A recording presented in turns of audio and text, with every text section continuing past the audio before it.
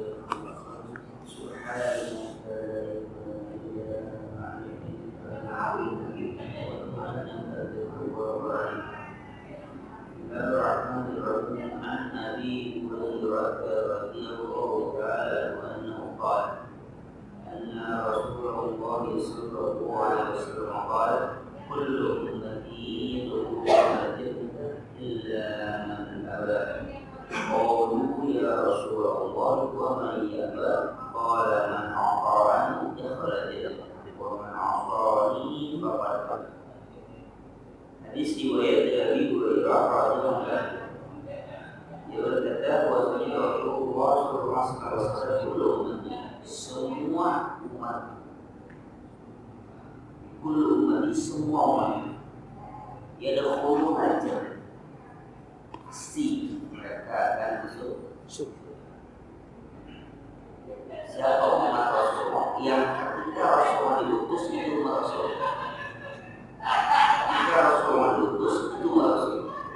Siapapun pada masa Rasul diangkat menjadi Rasul, itu Rasul. Ini yang dinamai dahulu ajar. Mereka masuk surga. Illa man aba, kecuali man aba, orang yang nggak mau apa? Nggak mau masuk surga. Maka para sahabat itu ngomong, ya Rasulullah, aba dia. Oh, para sahabat tadi ya Rasulullah, dia. Siapa orang yang alam surga? Hati-hati. Semua alam surga kecuali orang yang nggak mau surga. Maka para sahabat tanya, ada siapa yang mau surga? Kalau Rasulullah bersabda, man aqara'ani dakhala. Siapa orang yang kafir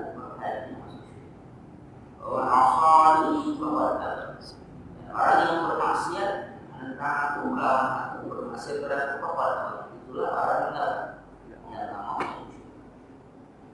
Jadi Rasul menjamin siapa orang yang taat pada Rasulullah pasti lulus. Itu jaminan. Jadi ketaatan kepada seorang Rasul bukan hanya dalam pengertian bahwa secara uluhiyah tidak, secara komprehensif semua ketaatan kepada Rasul. Jadi ketika dalam orang yang taat kepada Rasulullah itu hanya kita praktek kemudian ibadah makhluk tidak.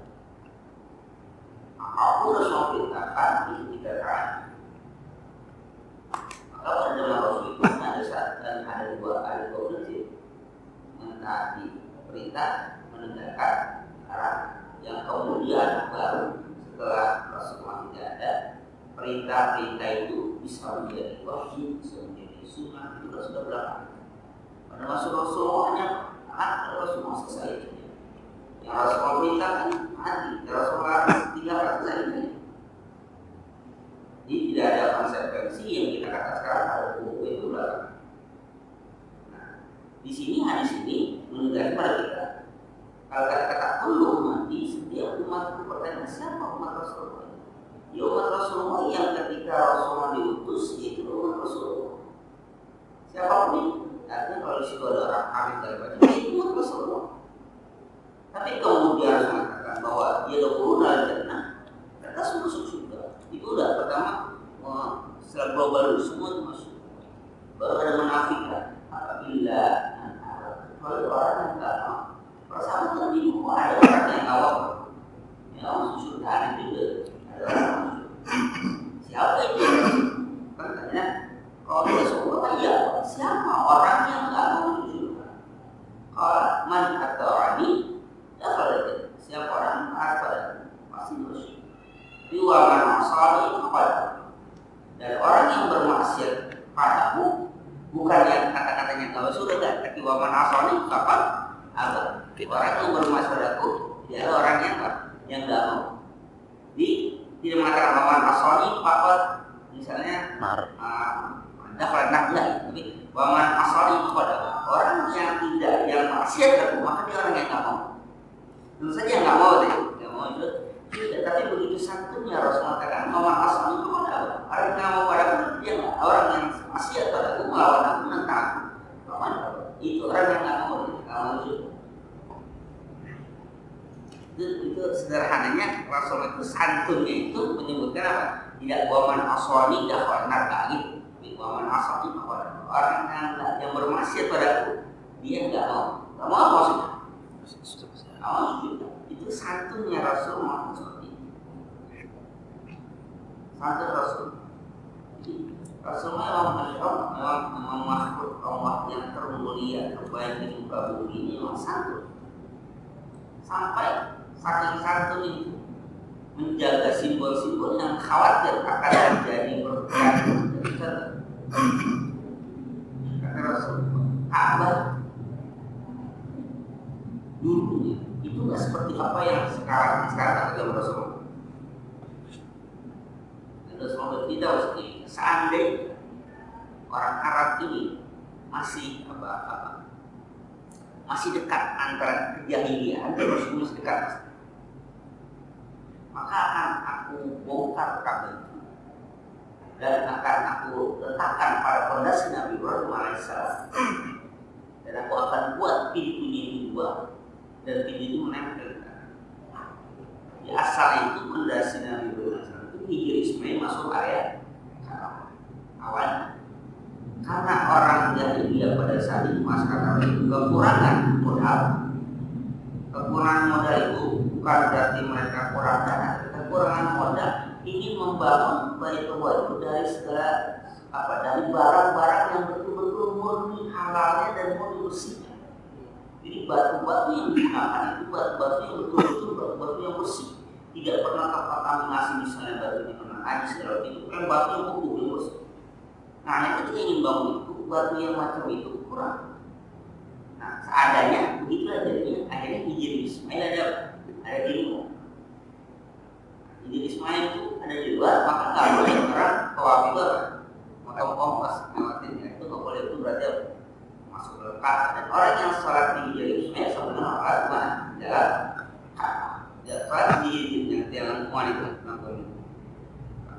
Yang kedua, bentuk Ka'bah itu pintunya itu dua, pintu masuk dan pintu keluar nyambung. Kalau nyambung di pintu masuk pintu keluar. Itu tujuannya enggak berangkat. Orang masuk keluar bukan. Yang kedua, dia menempel di tanah. Kalau sekarang kan enggak, naik tangga dulu, tinggi, dan nempel. Jadi orang masuk, orang keluar dulu. Kenapa dibuat ini? Itu tujuannya ketika nanti ada orang yang masuk, itu orang itu akan diseleksi mau diboleh atau tidak. Nah, kalau nggak boleh kita dorong ini apa? Jatuh. Rasulullah ingin melakukan itu, tapi karena melihat kondisi masyarakat pada saat itu masih baru Islamnya, takut mereka akan akan goyah lagi. Ini begitu. Ayo yuk merenungkan apa namanya, membatalkannya. Sampai Rasulullah pun kabur dari itu. Bagaimana Rasulullah menjaga simbol yang oleh setiap orang dalam Islam sangat dihargai dan itu Rasulullah itu akhlak sampai itu simbol itu akhirnya menyakiti orang-orang yang walaupun dia bukan belum masuk Islam, tapi orang-orang pada masa jahiliyah Ka'bah itu tempat yang suci. Abu Jahal tetap mengagungkan Ka'bah itu tempat yang suci. Abu Lahab pun sama semua tempat suci. Walaupun mereka belum berjalan. Apalagi kalau kalimat tauhid. Rasulullah menjaga itu menjaga kepada orang lain, bukan hanya menjaga pada umat. Nanti Rasulullah Nabi berwarna jangan sampai terjadi menyinggung perasaan orang lain besar. Apalagi simbol-simbol yang memang Jelas. memang sudah disepakati, memang sudah terjadi. Walaupun ada orang yang dia sudah kehormatan, dia sudah ada simbol kemuliaan dan menyenangkan wajah seorang Rasul yang menjaga. Rasulullah pun menjaga simbol-simbol orang-orang kafir, simbol itu jangan diapakan, jangan terus. Dan kalau kita nggak mau dibina, jangan bina. Maka harus melarang membawa Al-Quran ke daerah musuh dilarang. Kenapa? Takutnya Quran itu nanti apa? Dibina. Di mushaf itu dilarang dibawa ke daerah harb, ke tempat wilayah yang dikuasai kafir. Jangan dibawa ke sana. Nanti mushaf itu takutnya apa? Akan dihinakan, tidak menang. Jangan dibawa ke sana. Sama, kita juga nggak boleh merusak simbol-simbol. Namanya yang gereja itu simbol kan, simbol bangsa. Ketika perang, nggak boleh rusak. Dia nggak boleh menghinakan mereka. Sampai mereka tidak itu kepada orang lain, apalagi kepada ada maka wajar kalau mereka pada wajar ini simbol-simbol dalam serah apa dulu itu ketaatan pada Rasul bukan hanya ketaatan dalam masa ibadah, tapi apa itu suatu ketaatan. Maka berarti orang yang tidak taat pada Rasulullah, orang asal itu pada orang yang bermaksiat pada bahkan dia nggak mau maju. Rasulullah jamin yang ikut Rasulullah pas masuk. In kuntum tuhibbuna Allah, yuhibbukum Allah wa yaghfir lakum. In kuntum tuhibbuna, kalau kamu cinta kepada Allah, fattabi'uni, ikutin aku. Tidak ada fattabi'uni, ikutin aku. Nah, ikutin aku itu nggak ada kesedihan. Ikutin apa? Ya udah ikutin aku. Nggak ada ikutin pilah-pilah. Yang ini juga ikutin aku. Kalau kamu cinta pada Allah, fattabi'uni, ikutin aku, ikutin caraku. Jangan bikin apa? Cara-cara sendiri. Ikutin aku. Kalau ikutin aku, harus jawab Rasulullah. Jawab kalimatnya. Yuhibbukum, pasti Allah pasti. Bukan hanya itu. Wa yaghfir lakum. Ada dua. Allah cinta dan Allah akan ampuni. Ikutin aku. Ini kuntum.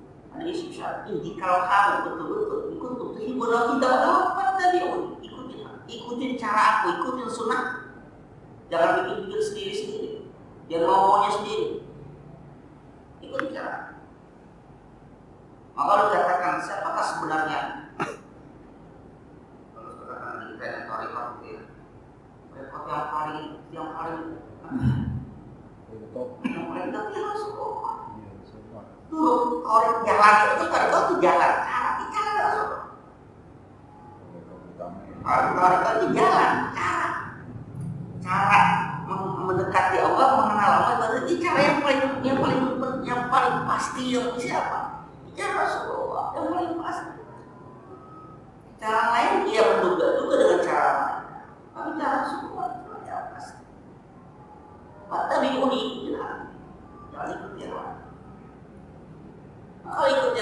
jalannya banyak ya macam-macam. Kalau ikuti Rasulullah sudah pasti. Yuk, pasti Allah kita. Wafil dengan kata mengampuni dosa-dosa. Jadi ini sederhana, tidak sulit. Nah maka mulai apa istilahnya, memperbuat istilahnya, meracuni, menyebarkan virus-virus kepada umat Islam dengan cara coba-coba menjauhkan dia dari ikutan. Memang statementnya sederhana dan masuk akal. Al-Quran kalam dia mutawatir, dia pasti benar, dia terjamin kemurnian. Maka itu tidak akan benar. Hadis itu banyak bermasalah. Ada hadis yang bla bla bla segala macam. Maka sudah cukuplah. Tidak usah enak didengar, kayaknya benar. Yakinlah orang yang macam itu gak benar. Islam juga nanti berapa rokaat dia sudah tujuh. Tanya bagaimana caranya dia sholat, bagaimana cara dia sholat,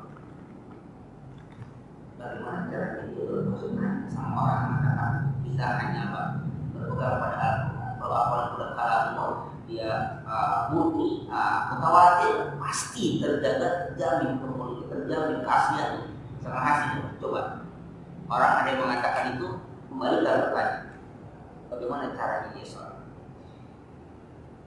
Di Quran ada. Berapa sholat zuhur? Di Quran ada.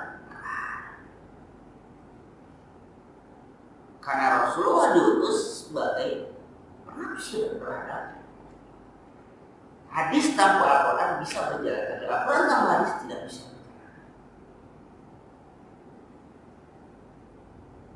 Maka orang yang menafsirkan Al-Quran, walaupun dia benar dengan logikanya, tak bukan biasa. Karena sudah dulu ada tasib di riwayat dan tasib di rahmi. Di riwayat yang besar. Sekarang itulah yang dulu. Tafsir dengan bermain-main logika. Maka ketika dia dengan riwayat, dia agak salah. Al-Quran tidak bisa tambah, tapi hadis bisa tambah. Kenapa? Karena dia tafsir, diterima. Al-Quran tidak, dia tidak. Maka apa yang terjadi? Maka seenak-enaknya orang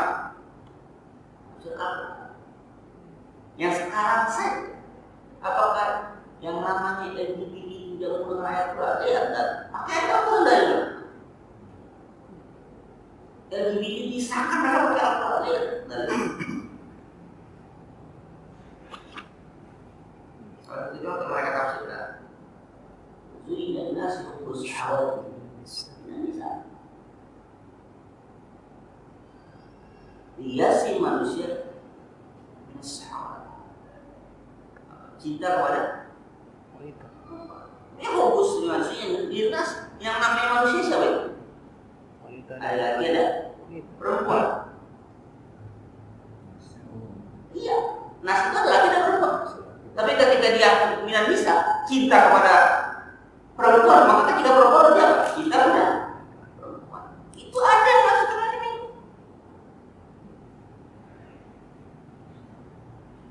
Kenapa? Dia menggunakan ayat Quran tapi dengan menafsir apa? Logika mereka. Karena zuinan nasi disiasi bagi manusia. Manusia itu kan terdiri dari laki-laki dan perempuan. Hubus syahwati, cinta kepada syahwat, minat bisa kepada perempuan. Kalau lagi kepada perempuan, jadinya apa? Pasangan suami istri. Tapi kalau perempuan sama perempuan, ya, makanya mereka minta dia bang. Dan mereka mengatakan ini kodrat manusia. Allah yang menciptakan. Di mana itu ada? Ini Al-Quran. Kok bisa? Ya tafsirnya dia gunakan itu. Maka tabiun ikut itu, ya ikutin cara Rasulullah menafsirkan Al-Quran. Itu kan mereka sama menggunakan dasar-dasar itu. Sekarang itu kata-kata yang mana sih? Ini kembali Al-Quran. Betul. Apa yang dia dapat dari Al-Quran? Dari sisi bahasa dia belum tentu menguasai bahasa Al-Quran. Betul. Al-Quran itu bahasa Arab, betul. Al-Quran mengatakan seperti itu. Tapi bahasa Arab bukan bahasa Arab. Artinya apa? Orang yang paham dengan bahasa Arab belum tentu paham bahasa Al-Quran, karena berbeda. Bahkan kaidah-kaidah nahwu saja bisa dilanggar dengan kaidah Al-Quran. Yang betul apa? Al-Quran. Alaikumullah itu sekarang. Alaikum. Alaikum. Itu mau apa yang mau gitu bacanya kan? Berarti tuh tanda kutip apa? Melanggar kaidah. Nah, harusnya alaikum, tapi alaikumullah. Ya kan? Tapi itu ya itulah. Bismillah. Harusnya ismi, bi ismi, tapi dengan apa? Huruf hamzahnya hilang. Padahal hamzah itu fa'il, ismun. Kalau bismi kan berarti hilang, itu bukan hanya wasal. Tapi emang begitulah. Dia melanggar. Artinya apa? Kaidah-kaidah nahwu pun harus tunduk dengan kaidah-kaidah. Nah, kadang-kadang situ saja belum tentu bisa menguasai. Maka ada orang awam semuanya menafsirkan Al-Quran dengan kehendak. Apa itu betul? Sekalipun dia betul dianggap salah ketika dia tidak ada pedoman. Maka ketaatan kepada Rasul secara mutlak termasuk ketaatan kepada pemahaman Al-Quran. Sampai Siti Aisyah pun pernah apa bahasanya itu? Pernah salah. Buat Siti Aisyah, para sahabat pernah merasa berat ketika wala talbisul iman bisul. Jangan kamu campurkan iman kamu dengan apa? Engkau sulit. Ya Rasulullah, siapa orang yang tak sulit antara kami? Tidak ada orang pasti sulit. Kata Rasulullah, bukan itu maksud. Jadi maksud zalim paling sebenarnya inna syirka la zulmun. Yang dimaksud zalim kenapa? Kemusyrikan itu kan kezaliman yang paling apa? Yang paling besar. Nah, maksud la talbisu imanakum bizulm, yang kamu campurkan iman kamu dengan kezaliman. Zalim itu maksud apa? Itu kan semua yang menafsirkan itu. Oh, yang maksud iya apa? Para sahabat merasa berat, bagaimana kita akan selesai? Di ketaatan pada Rasul itu, ketaatan pada bidang apa? Maka man aqani siapa orang taat padaku dijamin dia masuk surga. Orang taat biasa orang cinta. Kalau kita ada samanya Rasul, bagaimana ada orang yang tidak pernah melihat engkau, tapi dia cinta. Ikuti semua. Al-mar'u ma'aman ahabba. Al-mar'u ma'aman ahabba. Seseorang itu beserta orang yang dia cinta. Artinya kalau dicinta kepada aku walaupun nggak ketemu Rasulullah, kenapa? Karena kita mencintai Rasulullah. Maka kadang-kadang umat kita ini aneh. Pernah melihat orang yang sangat cinta atau ya sangat cinta, sangat kagum pada figur-figur tertentu. Apa contoh macam apa ya, figur siapa? Yang kalau di istri ibu Jawa. Bukan itu maksudnya. Misalnya Hello Kitty. Hello Kitty. Nah, sampai kan apa namanya? Atribut pernik segala macam itu Hello Kitty. berbentuk Hello Kitty semua. Gantungan apa? Kan WC-nya setempat itu semua. Sampai ada yang sangat kagum sama boneka baby. Sampai tubuhnya itu dioperasi itu dibentuk seperti kan, rambutnya dipirangkan, matanya dibidik, alamatnya bisa saking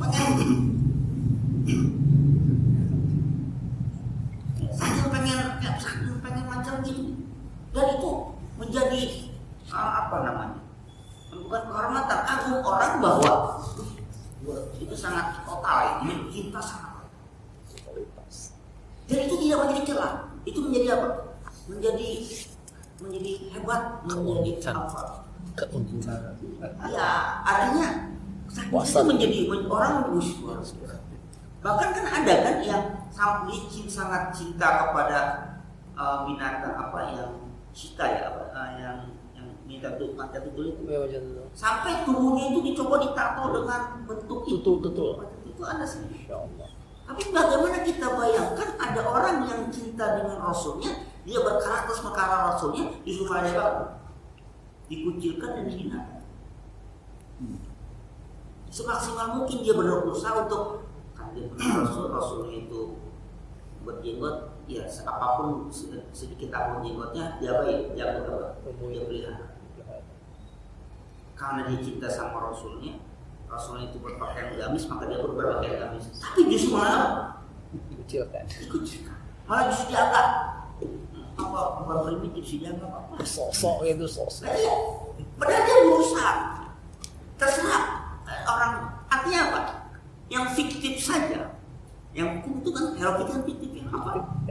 Kartun. Ya kartun apa gitu, nggak apa ininya. Atau Barbie itu kan boneka, kan binatang bentukan, tapi saking apa senangnya sampai macam itu. Nah, bagaimana ketika orang cinta kepada seorang Rasul justru jadi apa?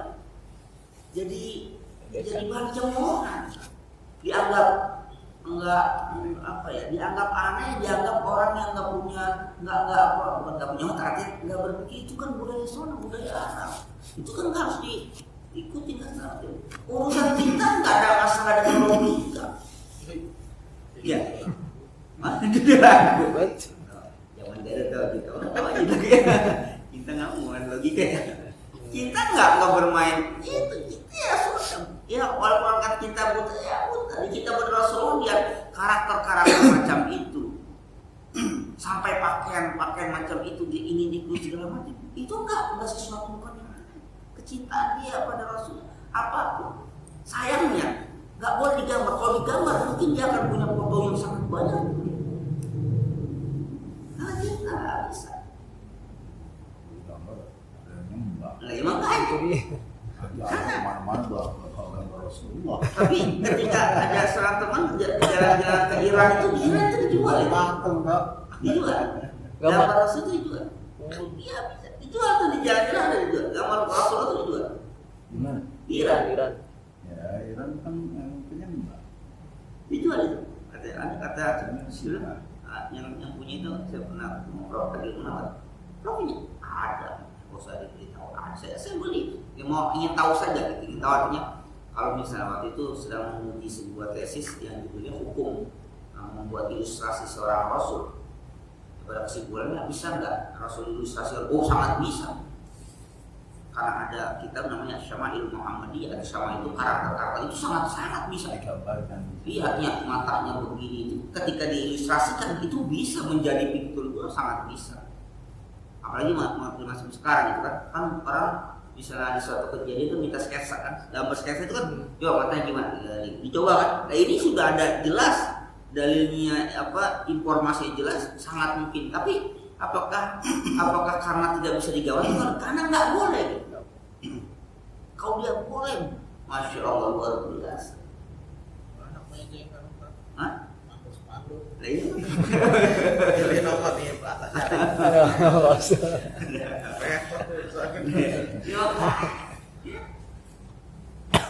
Jadi sampai nggak segitu saja masih banyak. Artinya yang macam itu nggak bisa. Dan itu nggak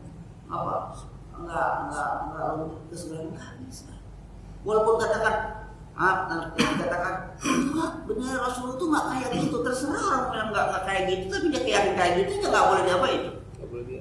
Nggak boleh dinegasikan, nggak boleh dinafikan. Misalnya bukan tuh bohong, dia Rasul nggak kayak begitu. Ya urusan dia yang tidak mengakui itu, tapi bagi dia yang cinta dia mengakui dan sudah terhormat. Dan wajar kalau dia marah kalau ketika itu dihinakan, dia marah wajar. Kan sekali lagi kaitan dengan apa? Dengan cinta. Jadi kadang-kadang aneh orang kita. Orang cinta dengan sesuatu yang real malah atau ya bukan dihinakan sih, istilahnya dia apa, malah dia aja yang dikucilkan, dianggap semacam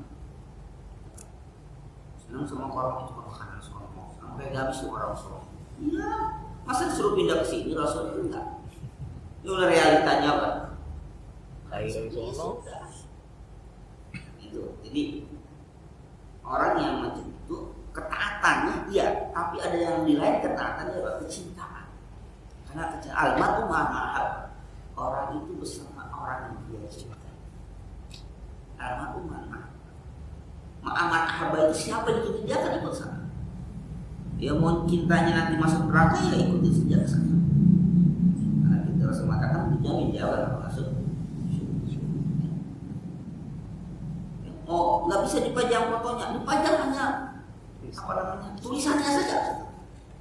Nggak dipajang fotonya, dipajang hanya tulisannya.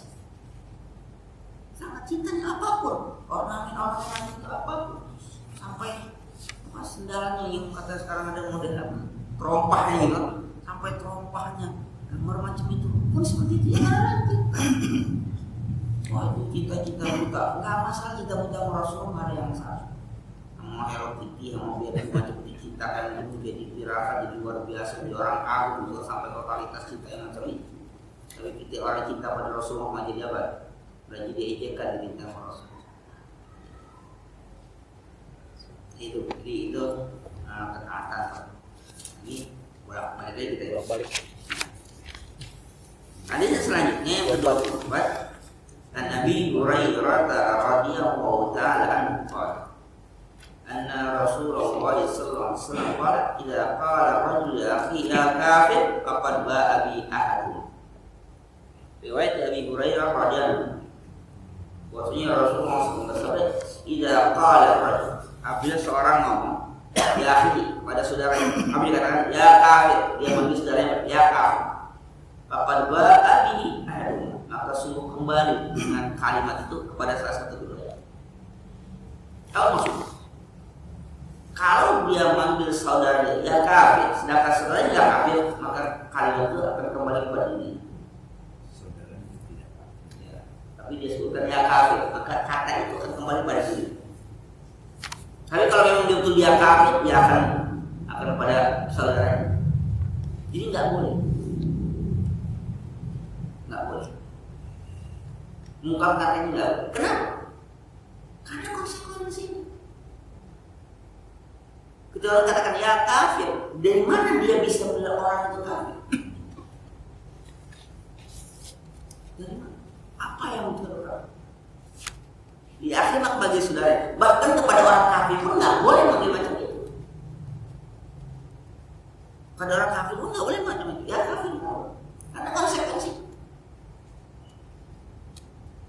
konsekuensinya adalah pertama, yang jelas halal darah itu bahaya. Apalagi kalau kafir luar pun kafir, maka kafir ada kafir zimmi, kafir habis segala macam. Kata-kata itu.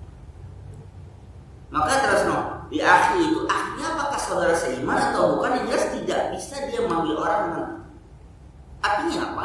Dia sudah menjas, sudah mempolis orang dengan kata-kata itu. Padahal dia apa yang bisa dikatakan itu? Apa indikasinya? Apa indikator? Dan dia nggak berhak mengkafirkan orang. Nah, tadi konsekuensi selanjutnya ada orang-orang kata si fulan mengatakan dia mempolis dia seorang kafir, maka wajib muslim kita. Cara kepemimpinan Rasul sangat menjaga stabilitas sosial pada saat akhir umur Rasulullah. Memang orang-orang kafir, orang munafik itu dapat dikeluarkan dari mana? Dari kota Madinah. Itu kalau masih setelah perang Khandaq, tidak baik dikeluarkan karena mereka melakukan makar. Jadi tadinya mau sepakatan untuk apa? Untuk membela, sama-sama membela kota Madinah. Kalau jadi sebelum itu kan orang kafir, orang Yahudi ke Nasrani ke masuk orang munafik diizinkan untuk apa? Tinggal di Madinah. Dan konsekuensinya apa? Cara hukum mereka patuh dengan hukum dan peraturan yang Rasulullah atur untuk wilayah Madinah. Kalau Madinah Islam, maka mereka juga sama. Sebaliknya kalau mereka diserang pun Rasulullah harus sepakat. Disebut dengan piagam Madinah. Sepakat semua. Tapi ketika perang Khandaq, perang Marid, usulan Salman Al-Farisi, ternyata mereka berkhianat. Mereka mengirimkan berita ke kota Mekah yang menginformasikan tentang kantong-kantong di mana pasukan Muslim berada dan di mana anak-anak, di mana kaum perempuan, di mana wanita dapur segala macam itu. Ketawa oleh Rasul.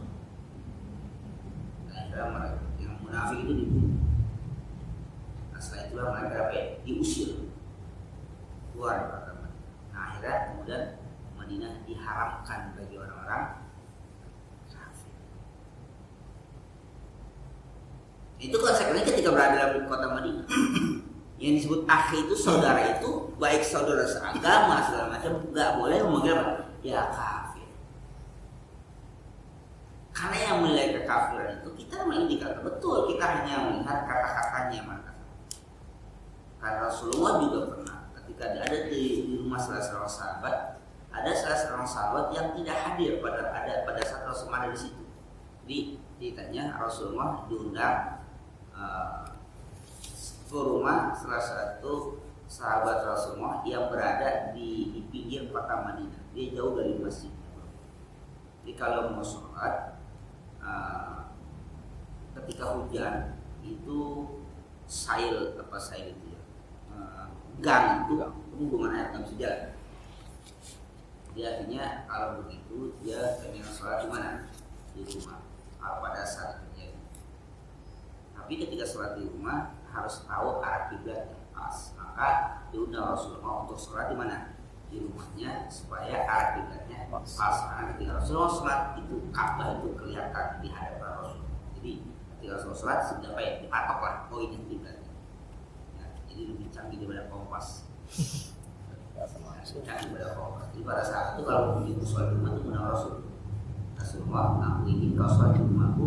Rasulullah di mana kau ingin sholat? Di sini. Sudah dilatihkan di situ Rasulullah bertakbir di situ dan sholat mengarah di mana arah kiblat nanti dipatok arah kiblat. Rasulullah melihat Ka'bah dan tidak akan pernah meleset.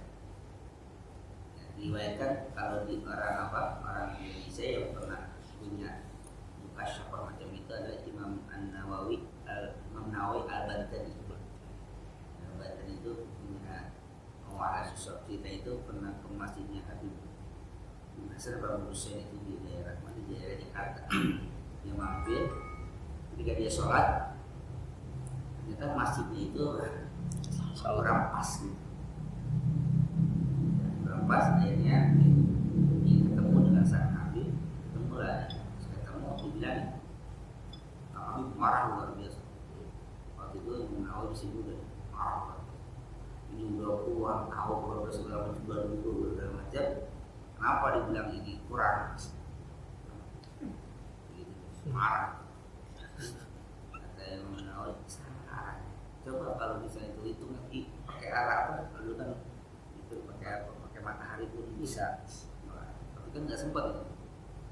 Ya, perdebatan panjang sama Imam Nawawi di Nangkul ini ada Nawawi. Ini kiblat salah. Ka'bah sebelah situ, kiblat sebelah sana. Jadi gitu. Ka'bah sebelah sana, ini kiblat sebelah sini masjid. Sudah ini batu ini. Terus kalau dari mengawal mungkin. Tapi Pak Haji harus angkul. Oh, kabar. Betul. Yang kan ini lagi. Harus angkul Pak Haji. Mono Ya, ada yang percaya. Masih bolak balik.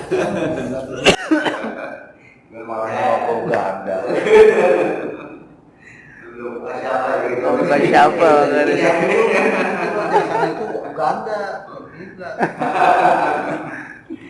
Ya artinya ketika itu karena ada Rasulullah di rumah tersebut orang pada kumpul. Karena salah sahabat pada kumpul nggak ada. Mana sih bulan ada Rasul mereka nggak kelihatan. Ayat yang mengatakan di sopan yang kau katakan. Ketika orang sudah mengucapkan la ilaha illallah, maka dia terjamin darah. Jadi ketika ada Rasulullah, dia nggak muncul nih, disangkanya apa? Nggak benci, dia nggak suka sama Rasulullah, orang munafik. Rasulullah katakan. Nah, jadi kita juga nggak boleh sembarangan apa? Ya walaupun ada indikasi semacam itu, takutnya apa? Kembali kepada kita. Jadi dia itu mengatakan bahwa papan bali agama kembali kepada salah satu. Kalau memang itu kembali pada dia, itu konsekuensinya alhamdulillah. Atau kembali kepada jadi kita yang mengajak dia kafir, justru kita sendiri yang akan menyebabkan. Kalau jangan pakai saudara ya kafir. Makanya mengatakan bagaimana? Ya kafir aja yang kadang-kadang indikasinya kelihatan, nggak boleh apalagi ya munafik. Kenapa? Karena munafik nggak apa? Kenapa? Nggak bisa. Sampai Rasulullah sendiri punya namanya Ashabus Sirri Rasul. Suhaib bin Ali itu pemegang rahasia Rasul yang nama-nama orang munafik dan itu nggak dipublikasikan. Dan Rasulullah nggak pernah akan tahu siapa munafik kecuali dia baik kasih tahu orang lain nanti ini si pulang munafik dan tidak tidak diekspos itu si pulang munafik enggak bisa. Kenapa?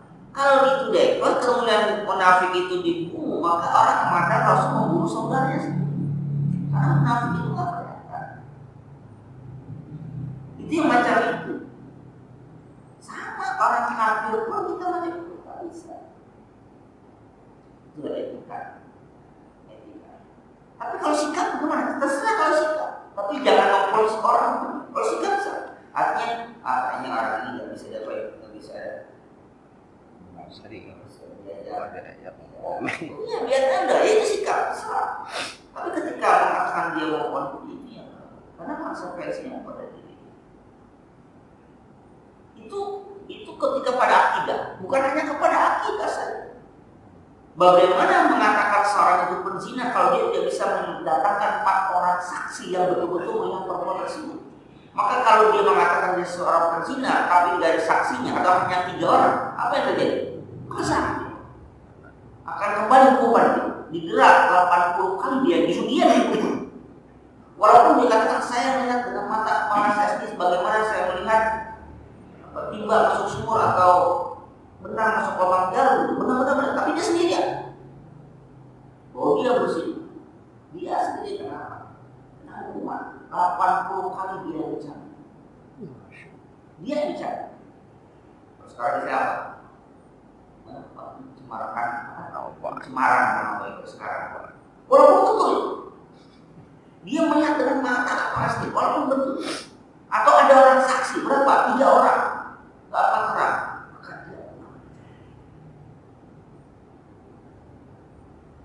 Kenapa?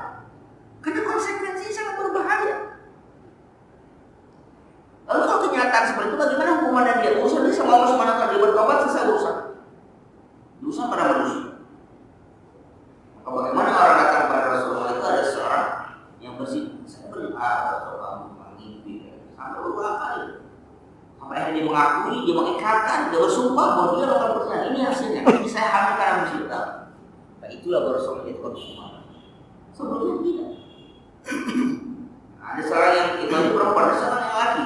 Dia akan kata dia bersih, minta dibersihkan. Akhirnya karena dia belum menikah, dia buka cambuk berapa? Jika baru saja kalau cambukan, merasa sakit begini, dia kabur, dia lari. Tadi pengen makan apa? Baru sudah makan di had supaya bersih. Nah, tadi dia sudah karena dia sudah mengakuinya sebanyak 3 kali mau dia berikrar bahwasanya dia bersumpah dia melakukan perzinahan. Akhirnya pas ketika dicabut dia tadinya nggak apa-apa, sakit dia kabur. Ketika dia kabur akhirnya ditimpain dan dipotong ke berusaha akhirnya meninggal. Dan langsung marah. Coba kau biarkan saja dia kabur, mungkin dia akan bertobat. Karena itu hak apa? Hak Allah pada Allah orang-orang. Dia saja itu jangan berdoa. Rasulullah tetap tidak bisa diapain, diponis ini seorang sekalipun Rasulullah tahu karena sebagai seorang hakim nggak bisa menilai berdasarkan pengetahuannya, tapi berdasarkan apa? Data dan faktanya. Faktanya, saksi dan buktinya itulah yang menjadi keputusan Rasulullah, bukan apa. Sekalipun harus tahu ini orang mana. Tidak bisa Rasul mengatakan itu dengan pengetahuan, tapi tidak dengan fakta. Maka kalau ada orang yang bersisi datang kepada yang salah satu di antara kedua orang ini, apa kita pandai berargumentasi, dan perkataan dia aku terima dan aku menangkan dia, padahal dia ada orangnya yang salah, maka sama saja dia mengambil potongan bara api neraka. Salah nggak Rasul? Tidak salah, hakim nggak salah. Dia memutuskan berdasarkan fakta. Tapi ketika Rasulullah diberitahu kalau makan tidur sekali bahwa orang ini yang salah, nggak bisa dihukum. Bagaimana Rasulullah nggak bisa memutuskan siapa yang salah pada kasus ifik itu ya Pak? Ketika Siti Aisyah dituduh berselingkuh, nggak bisa Rasulullah, kecuali wahyu yang benar. Wahyu pun langsung Al-Quran yang turun, bukan mimpi, bukan ilmu, Al-Quran yang membebaskan Nabi Isa. Rasul nggak bisa berkata apa-apa. Sofwan bin Mu'attal pun orang baik, tapi kelihatan dia berdua dengan Siti Aisyah dan itu kelihatan sama orang gara-gara munafik. Ya rasanya di luar yang dikomporin, udah gak ada dimakan, udah semuanya apa? Termakan hadis ini. Kasus itu hadis yang paling dalam paling panjang itu hadis ini. Yang kedua hadis Mi'raj paling panjang dan itu paling panjang. Maksudnya bisa berpendapat. Kenapa? Kelihatan fakta yang macam itu ngapain dia? Walaupun Rasulullah pasti isinya benar. Sahabatnya Sofwan bin Mu'attal pasti dia orang yang jujur, orang yang benar. Tapi kan kelihatan kan itu. Nggak bisa Rasulullah bermusyawarah pada orang pun semuanya membela Siti. Tidak mungkin begitu. Nampak hal yang negatif macam itu, apalagi tidak mungkin. Tapi itu sudah bisa berubah. Artinya sejelas gamblang itu pun nggak bisa. Apalagi kita memfonis orang dengan apa? Ya kafir. Wah itu sudah orang yang munafik kayak macam itu. Jangan dia yang munafik. Kenapa ini bisa ya Rasulullah? Konsekuensi yang akan diterima oleh orang tersebut. Kalau dia benar sekalipun, ya dia akan berteman kita. Tapi kalau tidak benar, kembali kepada pikiran apa? Dia orang munafik, orang begini. Dan kita yang munafik, orang begini. Ya, jadi bagaimana sikap akhlak Rasul? An Abi Hurairah radhiyallahu ta'ala anna Rasulullah sallallahu alaihi wasallam Allahu ashhadu farahan bi tawbati ahadikum min ahadikum bi dhalali idza wajada. Muslim. Riwayat Abi Hurairah radhiyallahu ta'ala. Dia berkata bahwasanya Rasulullah SAW bersabda, Allah ashhadu farahan. Allah sangat senang bi taubati ahadikum, dengan taubatnya salah seorang di antara kamu. Min ahadikum bidolatin, dibandingkan seorang di antara kamu itu bidolatin ada binatang yang hilang. Iza wajah kalau dia menemukan kembali. Ini ilustrasi begini. Orang kalau di hadis lain agak cukup panjang. Jadi orang di padang Sahara di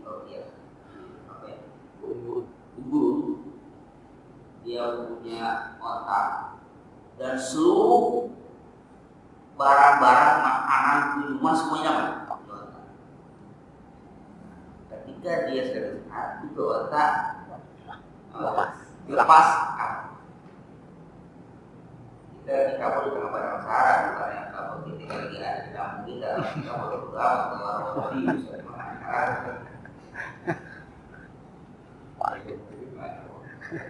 Di padang di gurun pasir macam itu nggak tahu arah kemana, onta yang di situ atau binatang di situ ada makanan semua itu ternyata dia hilang dia. Bagaimana apa itu? Bagaimana sedihnya, bagaimana sengsaranya. Nah tiba-tiba apa binatang itu wajadah ditemukan ada lagi. Kira-kira gambaran itu saja senangnya gimana? Wah ya. Nah, Allah lebih senang ada hambanya yang bertaubat itu lebih senang dibandingkan orang tadi yang nemuin ontanya balik lagi. Kesenangan Allah kepada hamba yang bertaubat itu lebih dari itu. Asyadu farah, lebih dari itu gembiranya Allah Subhanahu wa Ta'ala. Jadi Allah itu sangat suka kalau ada hambanya apa? Yang bertaubat. Taubat itu apa? Balik lagi. Masa kata-kata taubat itu kembali, raja. Dia kembali lagi. Asalnya tadi apa? Kalau tadi gambaran, ini kan Rasul menggambar binatang kan? Binatang itu apa ya? Ya sesat lah. Terus ketemu lagi dengan apa? Pemiliknya, soalnya kembali lagi ke pemiliknya. Nah, orang yang maksiat itu kayak orang apa? Orang kesesat. Jelas. Dia tobat itu balik sebenarnya. Jadi sebenarnya semua itu intinya sama semua, kemudian dia apa ya? Pokoknya nyasar. Dia balik lagi kepada Allah SWT. Allah itu asyadu dibandingkan apa? Senangnya orang yang kehilangan apa? Kehilangan barang.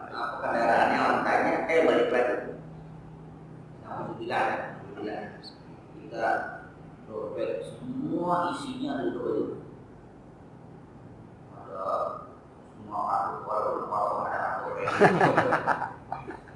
ada ATM, ada STNK, semuanya di Surat-surat. hilang tuh. Jadi ada orang yang nganterin kira-kira seperti apa? Subhanallah. Allah itu lebih senang dari itu. Ketika ada hambanya bang, Ka'bah bertobat kembali lagi. Karena dapat postingan cakep juga. Siapa yang beli itu postingan? Imam Ahmad bin Hanbal. Imam Ahmad bin Hanbal mengajar ini, dan dia tinggal di Basra. Lalu nggak ada apa, ada angin apa nggak angin apa, dia kemana? Pergi ke Baghdad. Pergi itu nggak tahu mau ngapain. Kalau dia mau ngapain bukan? Udah lama nggak pernah keluar kampung, nggak pernah keluar. Itu di Baghdad nggak tahu. Sampai di Baghdad dia sholat dalam masjid di musafir. Masa kita ya apa namanya mengajar lagi 2 minggu makan semua jadi semua sambil nggak boleh kalau masih dua sampai juga akhirnya dia kita di musafir itu pengen istirahat sebentar di luar masjid pun nggak boleh juga mulai dia maksa sebentar aja saya musafir nggak apa di saya suruh keluar sampai di puji suruh dia nggak bilang saya imam Ahmad bin Hanbal nggak, lu terkenal nggak bisa saya mau salah. Yang di share macam itu dia keluar. Itu kalau yang dia dipanggil sini.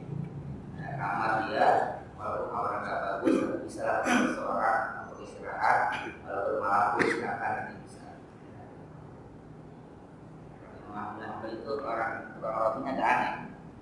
Kalau ditanya, kalau dijawab, kalau nggak tanya jangan jawab. Ngomong, kalau nggak ditanya, jangan ngomong. Tapi anehnya, Imam Ahmad bin Hanbal ini selalu melihat dia itu kalau di malam itu bikin adonan, roti itu. Di setiap bikin adonan itu membaca istighfar. Bikin adonan itu istighfar. Jadi apapun mau dia menambahin, mau apa aja dia lagi ada di apa ya gerakan atau itu selalu baca istighfar. Apa yakin? Kalau mau tanya dijawab, tapi setelah itu dia istighfar lagi, nggak ngomong yang lain. Ya kata Imam Ahmad, Apa aku dengarkan harus beristighfar. Berapa kali kau berpikir? Ya, setiap dia berbuat itu. Sejak kapan kamu istighfar? Sejak kamu buat roti? Sejak kapan kamu bikin roti? Sejak 30 tahun yang lalu. Dulu 30 tahun. Bisa 3 itu sudah istighfar.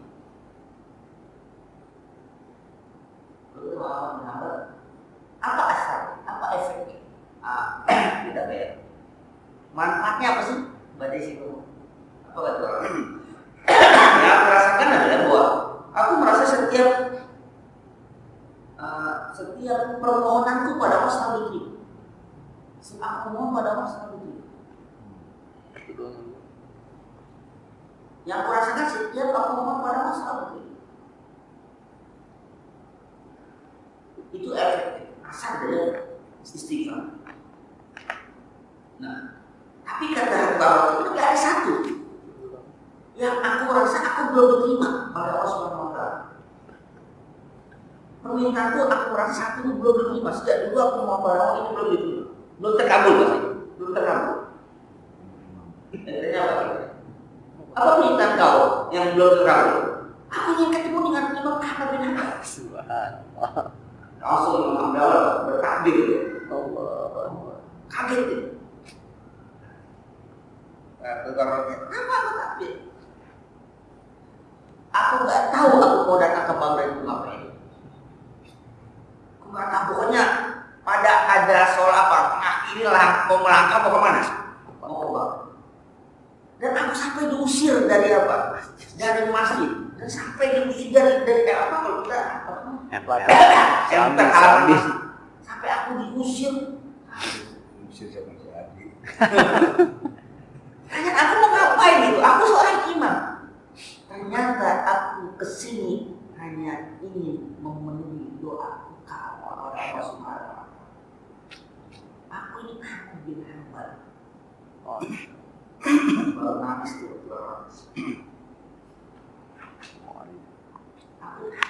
Masya Allah. Jadi Imam Ahmad tuh nggak ngerti ternyata begitu perjuangan itu hanya ingin mengabulkan doanya tukang roti yang ingin ketemu dengan Ahmad bin Hanbal. Imam Ahmad adalah murid dari Imam Syafi'i. Imam Syafi'i adalah murid dari Imam Malik. Ini tiga generasi dia pak. Ini guru murid. Imam Malik itu paling tua. Imam Malik itu murid Imam Syafi'i. Syafi'i punya Imam Ahmad bin Hanbal. Itu hubungan guru murid dan punya mazhab masing-masing. Ribut nggak? Lari, berantem, apalagi? Kalau Hanafi itu, kalau Hanafi itu sliding ya? Yang enggak tahu. Mbak, lain dia apa main dia apa di dialog yang ada yang tapi jauh ya, Jauh. ya apa namanya sudah logika ya. Di Muhammad itu di Silat. jadi Muhammad itu apa ya, mazhab yang rasional, karena dia sudah jauh dengan ini tiga ini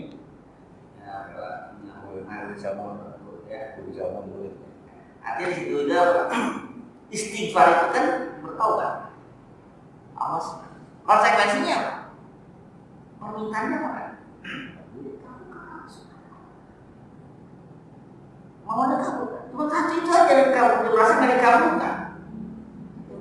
Ya Allah, begitu aku ini cuma hanya Allah ingin memperkenankan, mengabulkan permintaan kau. Aku nggak tahu mau ngapain sampai diusir dari mas segala macam. Kalau nggak gitu kan nggak ketemu juga tukang roti itu kan dia bisa tidur di masjid kan? Sampai dia dikeluarkan, sampai diusir sampai tukang roti melihat akhirnya itulah doa. Dan Rasulullah yang ghufira umat akan menjadi mematahkan yang sudah ampun dosanya malah menganak beristighfar setiap hari itu tidak kurang dari 70 kali dan bahkan lebih dari Rasulullah yang sudah ampun dosanya beristighfar tidak kurang dari 70 kali. Kenapa? Karena Allah senang kepada orang yang macam itu. Maka rukun tobat itu ada berapa? Ini ada 3. Kalau dengan manusia ada 4. Rukun tobat itu ada 3. Pertama apa? Nyesal. Pertama dia apa? Meninggal. Kalau dalam sini yang pertama itu menghentikan dari perbuatan maksiat. Yang ketiga penyesalan. Yang kedua penyesalan, yang ketiga tekad untuk tidak mengulangi lagi. Itu rukun itu harus disebut dengan taubatan suatu gitu. Dihentikan dulu. Dia mau apa nih? Perbuatan maksiat apa yang dikerjakan, hentikan. Berhenti, saya itu ada nada beda Pak. Penyesalan, tidak akan pernah mengulangi. Yang ketiga udah bertekad. Tekad apa?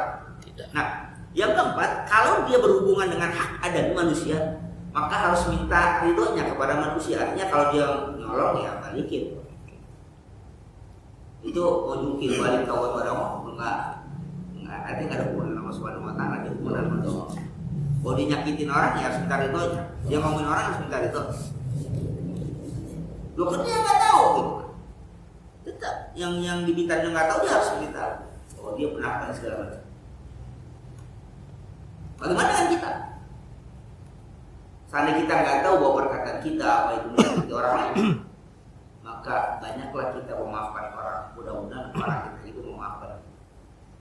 Jadi, kalau kita mau diberi orang, maka banyaklah kita memaafkan. Kita berharap bahwa ketika orang sebelum kita minta maaf dia sudah maafkan, kita pun seperti itu. Ada orang yang menyakiti kita maafkan sebelum minta maaf. Kita berharap bahwa ada orang lain yang tersakiti dari kita. Ya, maka Rasulullah itu kan pernah di saat ibadah yang di Arafah itu, Rasulullah di atas siapa orang yang pernah aku zolimi, silakan sekarang nuntut balas. Silakan nuntut balas pada. Ada orang yang pernah aku sakiti, Rasul memproklamirkan gitu. Kalau ada siapapun sahabat yang pernah aku sakiti, silakan tuntut balas pada. Itu ketika haji balik. Ya, ada salah seorang sahabat kenapa? Ya masa aku ya Rasul. Kaget para sahabat semua. Aku pernah kena pecut engkau ya Rasul. Ya kau. Punggungku itu pernah kena pecut engkau. Oh silakan menuntut balas ya. Kata udah mulai apa? Mari Pasang udah pedang dah. ya, orang macam sudah hanya menafikin gitu kan. Nggak, jangan biarin. Sampai akhirnya apa? Berikan dia pecut untuk silakan gitu. Apa yang ada di wayang itu bukan macam itu pecutnya. Wayang besar. Maka udah mulai darah mendidih ya kan. apa ya? Silakan. Maaf ya Rasulullah, ketika aku kena pecut kau itu aku tidak pakai baju. Jadi langsung pecut itu kena kulit, bukan dia di balik baju. Karena mau dikisah Rasulullah, buka baju itu. Silakan.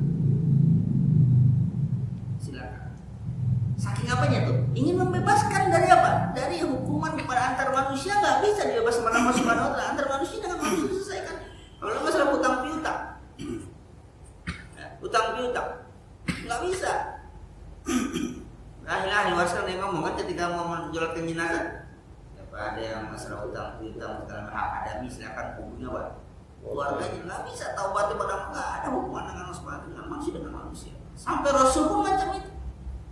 Walaupun akhir nanti dia memeluk dasar Rasul. Kenapa?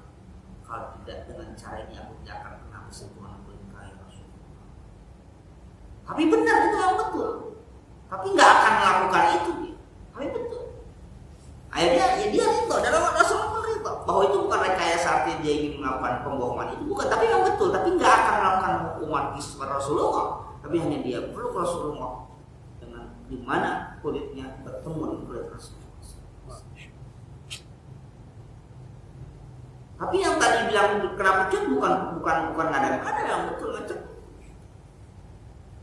Tapi nggak akan sanggup, betul nggak akan sanggup.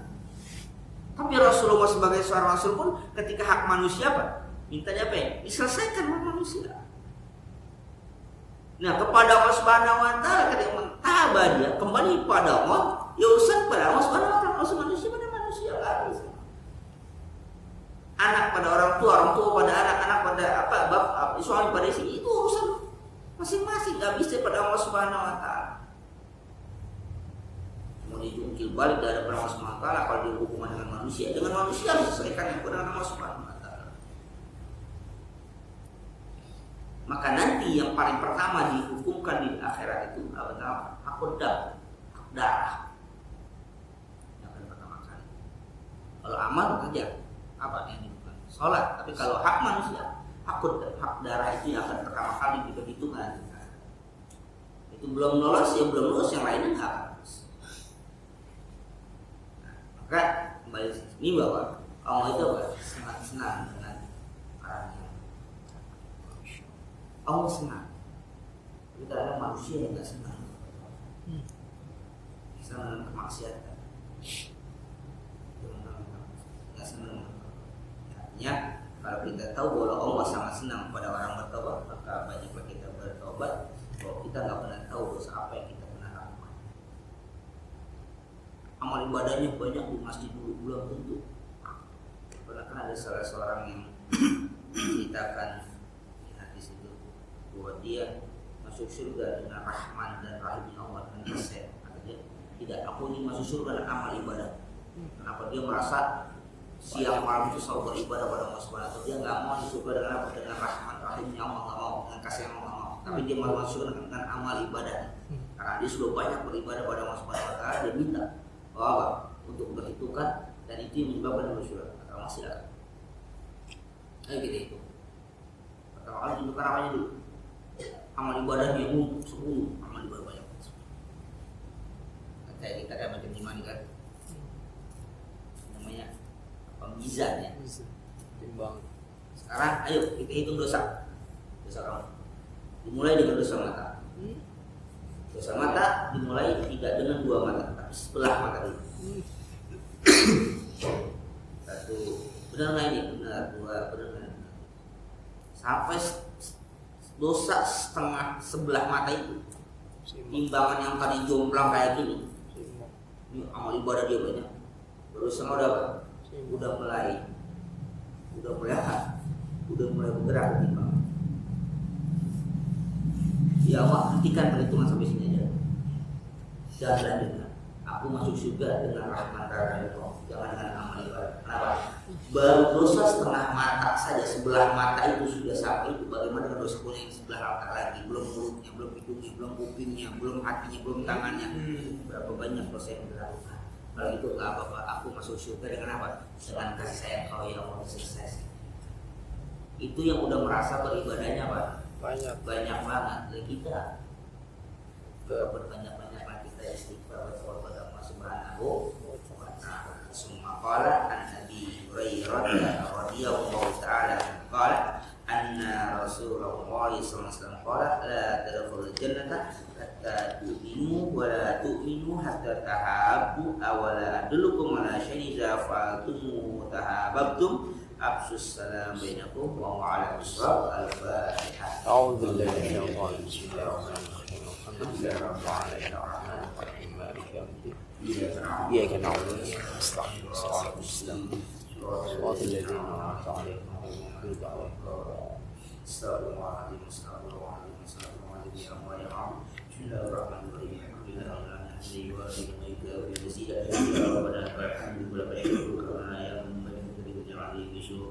Allahumma salli wa sallim ala wa rasul as-salatu ala miftah babil yasir sayyidina Muhammad wa ala alihi wa ashabihi al-akhyar ala yang manfa'u ma lam tana wa alimna ma yanfa'una warzuqna ilman yanfa'una wa zidna ilman ala kulli hal na'udzu billahi warzuqna ilman nafi'an zakiyyan wa qalban nawar wa lisanan dzakira luqana sanjana tisi wa sanhan tayyiban barakan fi auladan salihan faqihan alifan adiban aliman taufiqan bi rahmatika ya arhamar rahimin. Allahumma al-haqqa haqqa wa sunnatuka wa al-batila batila wa sunnatina. Allahumma ij'alna halalan mahruma wa tawaffa ma'suma masabit kul man ala Muhammad rasulullah wasta'ina sunnat rasulullah wa tawaffana ala mirat rasulullah wa hsyurna fi umratina wa ijbil mulkin اللهم نسألك حبك وحب ما يحبك وحب ما يقربنا إلى حبك